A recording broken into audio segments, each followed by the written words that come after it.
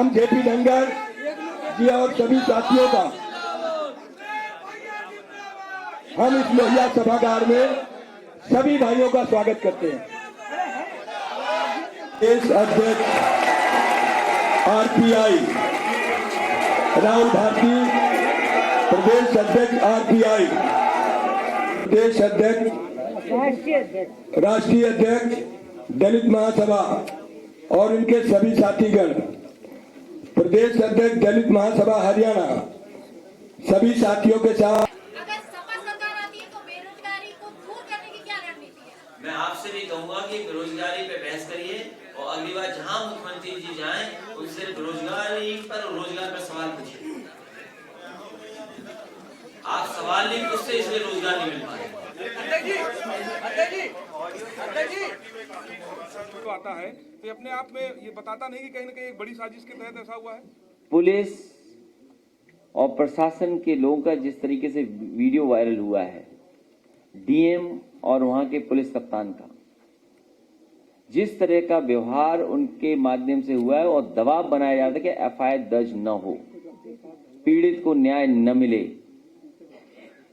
जब सरकार उनसे गलत काम करवाएगी, चुनाव में प्रशासन लग करके चुनाव जिताएगा, तो जब उनकी गलती होगी तो कौन छिपाएगा? सरकार छिपाएगी।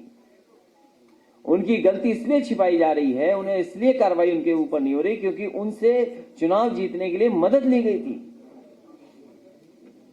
क्या वहां के पुलिस कप्तान भारतीय जनता पार्टी के रिश्तेदार नहीं है क्या?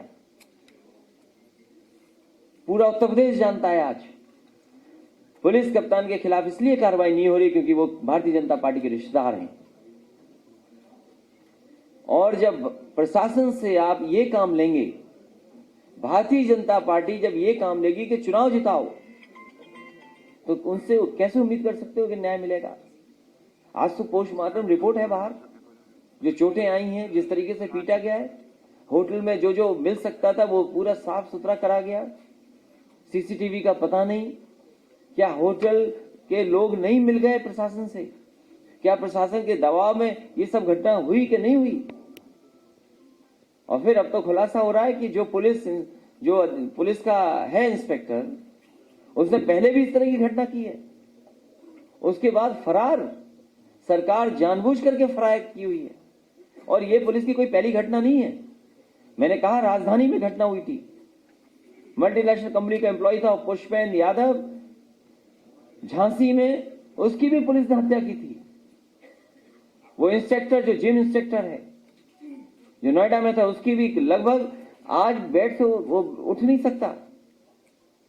न जाने कितने फेक इनकाउंटर किए सरकार ने। अगर कोई दोषी है उत्तर प्रदेश की कानून व्यवस्था को बर्बाद करने की तो भारतीय जनता पार्टी। बहुत सारे अधिकारी हैं जो काम करना चाहते हैं, न्याय देना चाहते हैं, लेकिन भारतीय जनता पार्टी का इतना दबाव है कि वो अधिकारी भी न्याय नहीं दे पा रहे। उत्तर प्रदेश में जो हालात पैदा हो गए उस पर बात करिए।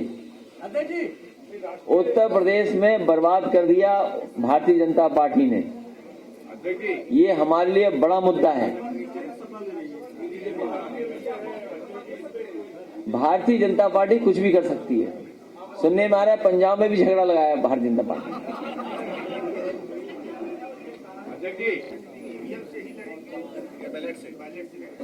इस बार जनता चुनाव लड़ रही है और जनता भारतीय जनता पार्टी को हटा करके रहेगी। अखिलेश जी, किसानों के मुद्दे को लेकर सुप्रीम कोर्ट लगातार आपको सवाल दूसरा पूछना चाहिए। महंगाई, डीजल, पेट्रोल, खाद, बिजली, इन सवालों का कोई मतलब ही नहीं बना वाला। बीजेपी जानती नहीं है कि महंगाई हो गई। सरकार आती है सर, तो क्या पेट्रोल डीजल क्या कम होंगे? सरकार लाइए, सरकार लाइए आप। मैं तो ये कहता हूँ, नहीं, मैं आपका ही सवाल पूछता हूँ, सवाल नहीं पूछ रहा हूँ मैं आपसे, सुझाव दे रहा हूँ। नहीं, बहुत अच्छा सवाल पूछा है इन्होंने। अभी देश की वित्त मंत्री आई थी लखनऊ में, मुख्यमंत्री जी गए थे, कुछ संगठन के लोग वहां गए थे मांगने जीएसटी हटाएं, क्यों नहीं हटा रहे? और दूसरा, जीएसटी काउंसिल में बहुमत किसका है? जीएसटी काउंसिल में बहुमत किसका है? बीजेपी का है। अगर बहुमत बीजेपी का है तो भारतीय जनता पार्टी ये काम क्यों नहीं कर रही है? काउंसिल को, जीएसटी काउंसिल को फैसला लेना है। ये सवाल जो आपने हमसे पूछा है, काउंसिल के लोगों का सबसे ज्यादा बहुमत भारतीय जनता पार्टी का है, वो फैसला ले, सरकार उनकी है, डबल इंजन की सरकार है। इसका मतलब ये है कि आप मनी मन खुश हो कि हमारी सरकार आ रही है।